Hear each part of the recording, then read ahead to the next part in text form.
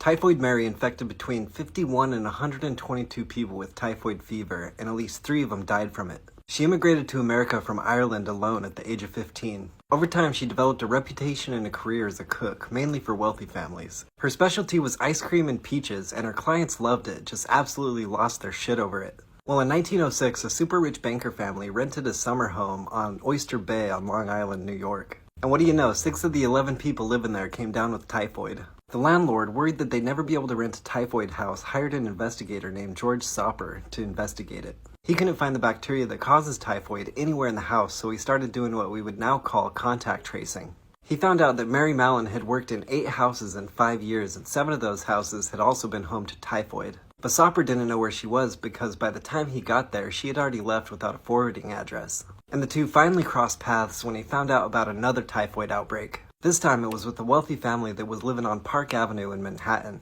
3 people in the house had fallen sick and the daughter of the house had died of it. So Soper shows up and accuses her of being unsanitary and tells her that she's spreading the disease and that she needs to give him a stool sample. But Mary just got super offended, refused to give him any samples, and chased him out of the kitchen with a carving fork. At the time, germ theory was known by people like Soper and some doctors, but it wasn't really known about by most people, and it really wasn't accepted by most people. For her part, Mary felt right as rain and had been a professional cook for a long time now, so who the fuck was this Soper guy telling her she was sick and unsanitary? So then the first woman to earn a doctorate in public health, who I did a video on yesterday, Dr. Sarah Josephine Baker, showed up and tried to get Mary to give her some samples, but then she was chased off too. So Dr. Baker and Soper got the New York Health Department involved, and the health department sent them to go pick her up with 3 officers and an ambulance. This time when they came around, the first thing that Mary did was lunge at Dr. Baker with her trusty carving fork, and then she booked it. And after looking for her for 3 hours, they finally found her hiding in a closet in an adjacent house. So she was taken to a quarantine island called North Brother Island off the Bronx and was held there for 3 years without trial and underwent some crazy experiments.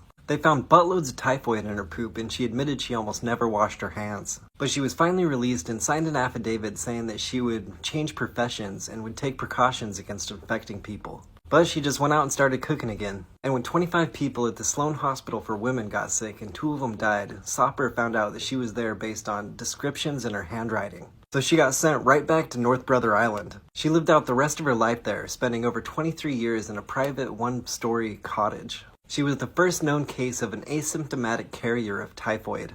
But by the time she died, there were over 400 known cases of asymptomatic carriers of typhoid.